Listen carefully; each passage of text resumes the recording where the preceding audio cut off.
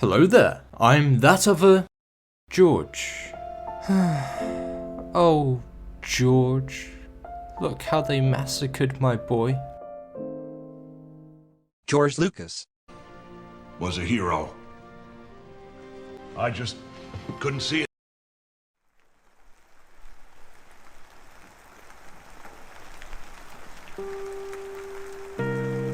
Ever since I made my prequels video, I've had sleepless nights, tossing and turning, thinking about the Star Wars sequels. My life just hasn't been the same since. These movies are the worst thing since my son. Or are they? The year was 2012. The year was supposed to end, and Disney buys Lucasfilm for $4 billion. Ka-ching! J.J. Abrams is set to write and direct Star Wars Episode 7 and revive the franchise. He made a decent Mission Impossible sequel to the garbage one we don't talk about. He revived Star Trek and made quite the crowd-pleasing film. We don't talk about the next one. And he was also known for Super 8, which was pretty good.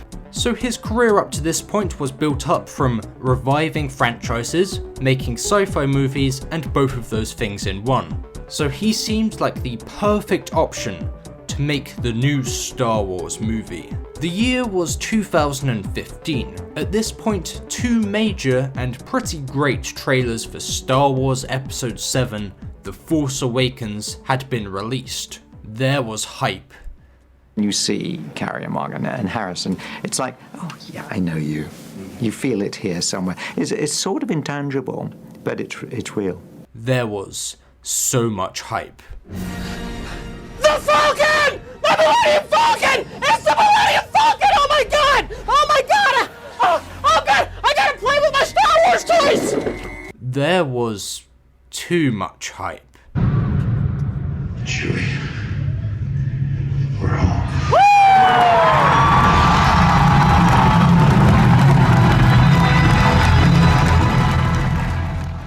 The film releases in December of 2015, and people loved it.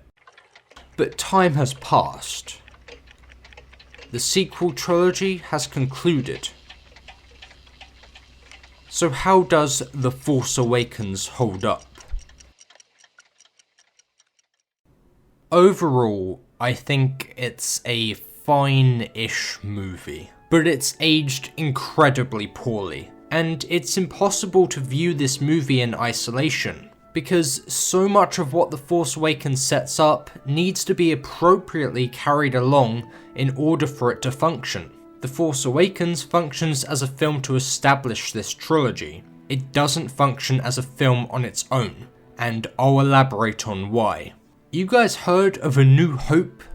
Pretty amazing film, and it did later go on to form a trilogy, but A New Hope functions very well on its own terms. So if we were living in a universe where The Empire Strikes Back was bad, thank God we don't live in that universe, but if we did, nothing about that would decrease the overall quality of A New Hope. As a film in isolation, it sets out what it needs to do, establishes why the enemy faction is so powerful and dangerous to the rest of the galaxy, makes Luke go on that hero's journey, and shows us the destruction of the weapon that poses as the biggest threat to the galaxy. So when that celebration happens at the end of the movie and we cut to written and directed by that other George Lucas, you can stop consuming Star Wars content right there and then, and you would have still experienced a completed story. And I mean, details like finding out that Darth Vader is Anakin are really powerful moments in the next films, but they are not crucial details that you need to know to appreciate A New Hope. The film is built up off a blank canvas and achieves exactly what it wanted to do. But The Force Awakens is the polar opposite. It establishes a lot of interesting ideas, but these interesting ideas can only be good with a satisfying payoff. The whole plot of the film revolves around piecing together a map to locate Luke. How does the bravest person in the galaxy even get into this position in the first place? How did the First Order come to power after the victory of Return of the Jedi? Who is Snoke? How did he get to the position that he's in? All of these things are pretty crucial questions that need answering, and The Force Awakens doesn't have to be the one to answer them, but we do need sufficient enough answers in these next movies for this film to work on its own. And as we will eventually get into with these series of videos, these things were either not answered, sloppily answered, or the answers were just embarrassing. But this particular video is on The Force Awakens, so we'll start here first. The film begins with the classic Star Wars title crawl, accompanied by the wonderful John Williams score, and the text tells us that Luke Skywalker has vanished, and the First Order has risen. Now, I'm okay with this, for now, but wow, as I said, this trilogy has got a lot of explaining to do. After the title crawl, we're greeted with this anonymous and cool looking establishing shot, before several ships appear and we cut to some close-ups on board. And this is our first look at the iconic Stormtrooper design with slightly updated features. Overall, this sequence is really good at establishing a much darker tone and atmosphere. In fact, I'll say it now, I think all of these films do a fantastic job at invoking a certain kind of feeling from the audience through the use of visuals and sound design. I appreciate the hard work and dedication that all of these crew members go to ensure that the film looks visually and auditorily appealing. But in terms of priorities, I feel that making a story a lot more coherent should be your number one goal, with the accompanied good visuals being your icing on top. A broken film cannot be saved by good visuals, and an excellent film doesn't need good visuals to stand the test of time.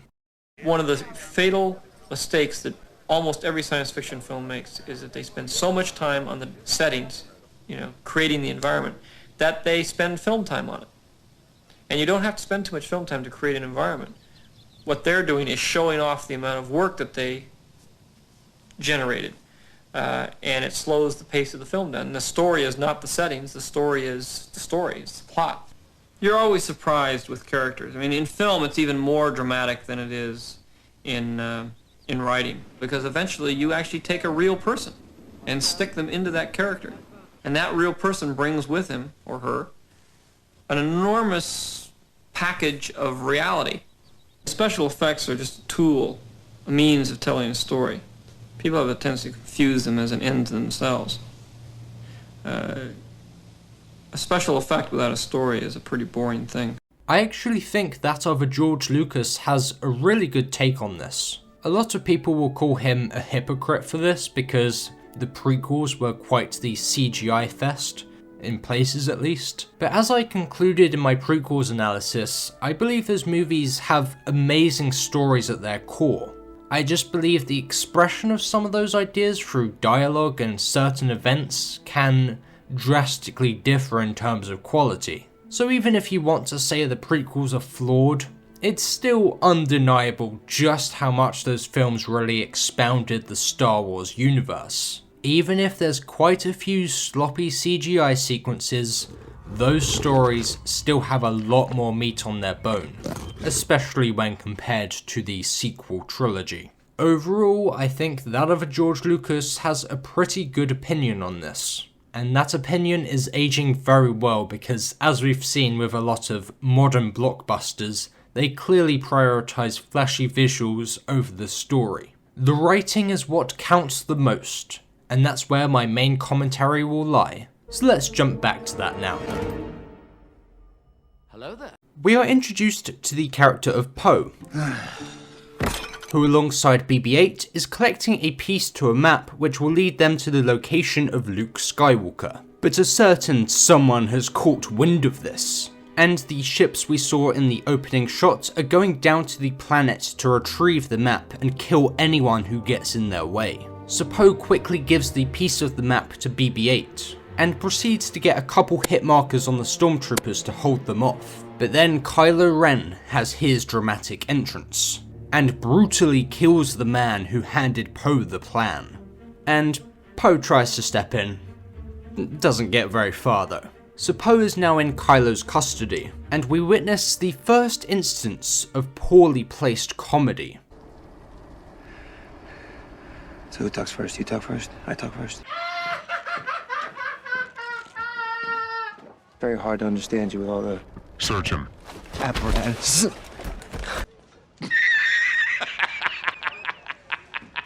You serious?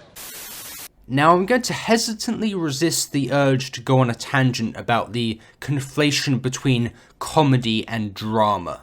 Because whilst it's a topic that I'm very passionate about, and I've criticised and praised many times on this channel before, the poor conflation of comedy and drama will become a lot more egregious in our next film. You and your friends are doomed. We will wipe your filth from the galaxy.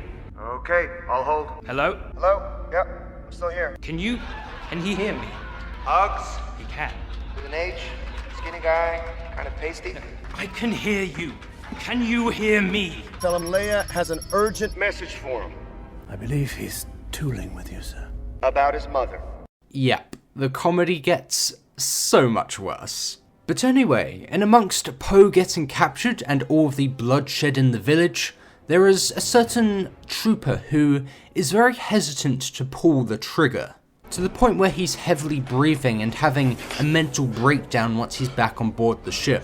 Meet Finn. He's by far the best character in this trilogy, but simultaneously is the biggest waste of potential. The idea of a stormtrooper going against his orders, fighting back against the dark side, and potentially being force sensitive is an extremely interesting premise for a Star Wars film. I really wish that's what this trilogy was all about. It would give us a unique story that covers the point of view of someone turning on the First Order, what that was like, and what the breaking point was for him to jump ship. Palpatine in Revenge of the Sith always talked about how the Jedi Council are hypocritical, and how both sides are more or less the same. I don't know what to say. Remember back to your early teachings. All who gain power are afraid to lose it, even the Jedi. The Jedi use their power for good. Good is a point of view, Anakin. The Sith and the Jedi are similar in almost every way, including their quest for greater power. The Sith rely on their passion for their strength. They think inwards, only about themselves.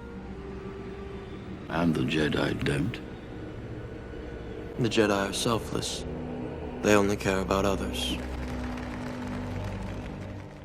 Having Finn in this kind of middle ground position would have been the perfect excuse to explore the other side and determine whether or not the First Order is the same as the Republic. Obviously the answer is no. But the point is, this was the perfect opportunity to explore this concept with a little more depth. It could have strengthened our perspective on the battles in the original trilogy, and informed us a little bit more about the vague concepts in the prequels that we just talked about.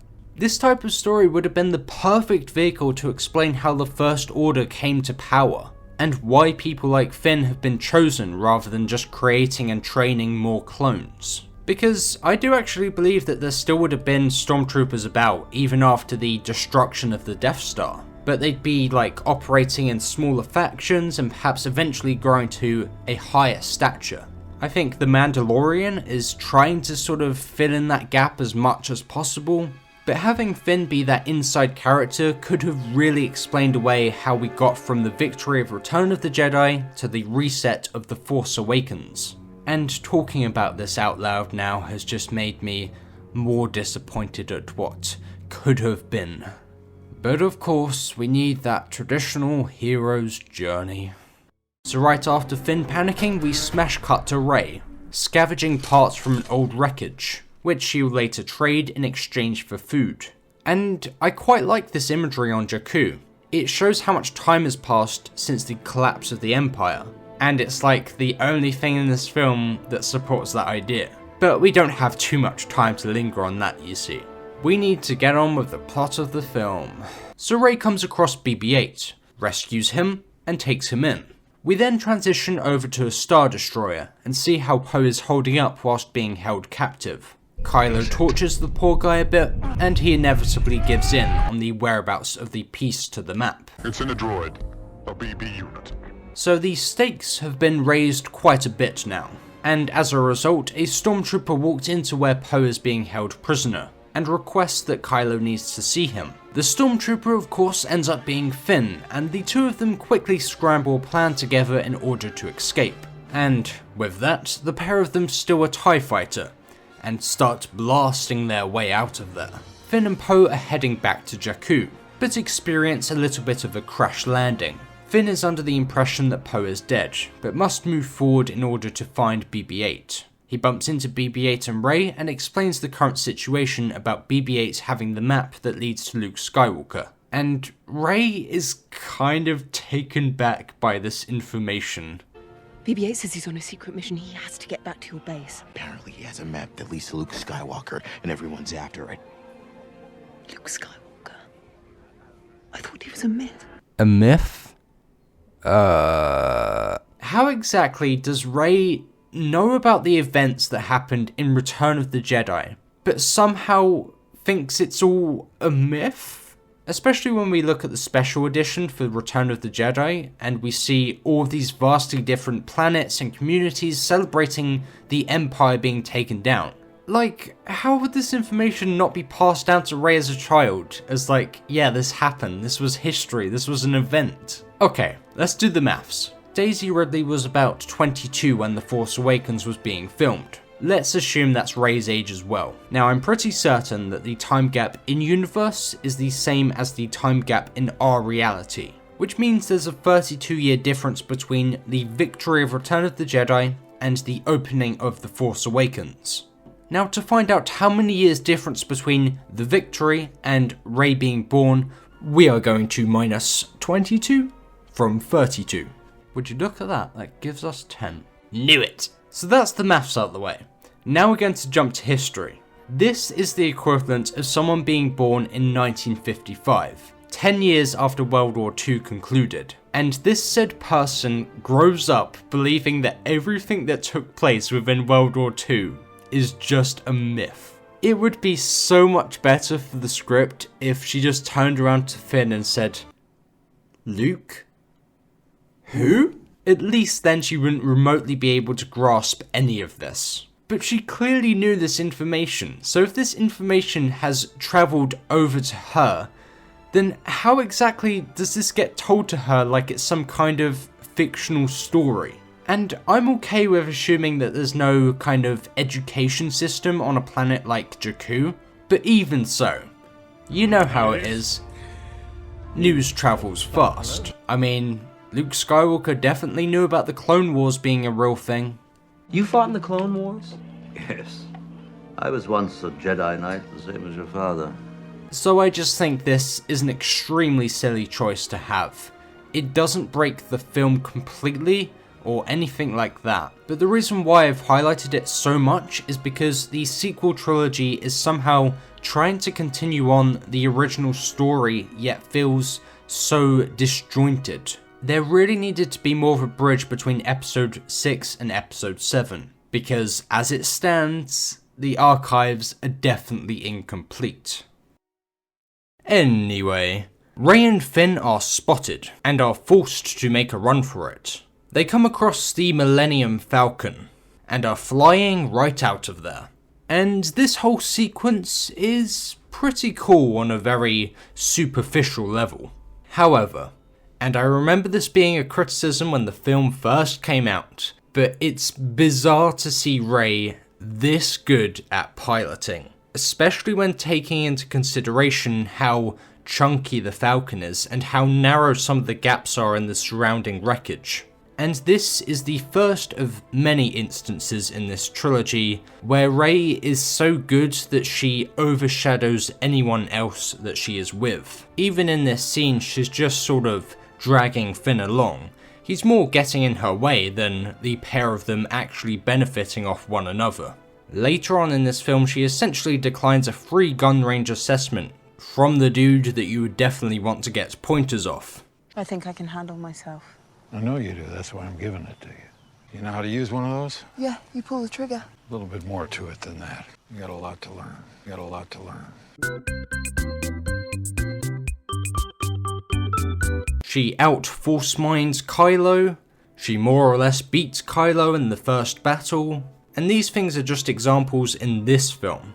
I think it's totally plausible that Rey would end up being this powerful. But that should be a third movie in the trilogy kind of payoff. And a lot less so about being the best at everything 32 minutes into your first movie of the trilogy. But in fairness, Finn does get a TIE fighter kill, so he's not 100% useless, just 99. But my overall point here is that this is the first example of many instances in the sequel trilogy where I start to feel very disconnected from what is being shown to me. Because there is another 2015 film, which has me very connected to the characters throughout. Funny enough, it actually resembles a lot of imagery on Jakku as well. I'm of course talking about Mad Max Fury Road, the best action film of all time. And at the start of the film, our two main characters, Furiosa and Max, have a strong dislike for each other. But the arc in the film is about using each other's strengths and weaknesses in order to survive and be set free. The thing that makes the characters in this film far superior is that they are both very flawed, but simultaneously very noble individuals. One isn't any less worthy than the other, and any potential squabbles along the journey have to be shrugged off in order to save themselves and everyone else around them. Now, if we pretend that Max is so incredibly skilled from his days of combat as a policeman and surviving in the wasteland for as long as he has, thus making him the most invincible character ever, and as a result, Furiosa can just lie down in the back and take a nap. How unsatisfying of a story would that be? It's writing 101 in terms of getting a yin and yang kind of dynamic between two lead characters. We just established a good one, but there's been tons of effective ones throughout media history. In Breaking Bad, Walter White is the brains of the operation. Jesse Pinkman is the street guy, yo. And when the two clash and argue, it's very interesting to see because you can see both sides of the coin. In Hot Fuzz, Nicholas Angel is an extremely hard-working police officer, but struggles on the more basic of human things. And the character Danny Butterman is the complete reverse. He is super relaxed and gets on with everyone really well, but sort of struggles at understanding and grasping a lot of what makes a good police officer. One of the bigger points of the film is to highlight how both opposing sides are very unhealthy depending on the situation. And really there should be a good balance between the two. And even in the Star Wars prequel films, Obi-Wan Kenobi is a very rational thinker, and likes to thoroughly examine a situation to ensure that the goal is achieved, with as little casualty as possible along the way. On the other hand, Anakin Skywalker is very ignorant, and will rush in lightsaber blazing into any situation. And I think you get the point. All four of these examples are duos throughout media that are extremely effective for the story. If one were to be perfect in every way, it renders the other character pointless to the narrative. And again, this is quite textbook stuff, and it's been achieved so many times, and even so many times in Star Wars films. So it's very strange to see that it hasn't quite been picked up for this one. But anyway, back to the story. Whilst Rey and Finn are on board the Falcon in outer space, it suddenly gets locked onto by a much larger ship, and is boarded upon by the man himself. Chewie, we're home. And of course, Han ends up finding Rey and Finn on board, and the myth is finally cleared up. People that knew him best think he went looking for the first Jedi temple. The Jedi were real. I used to wonder about that myself. Thought it was a bunch of mumbo-jumbo. A magical power holding together good and evil, the dark side and the light. Crazy thing is, it's true.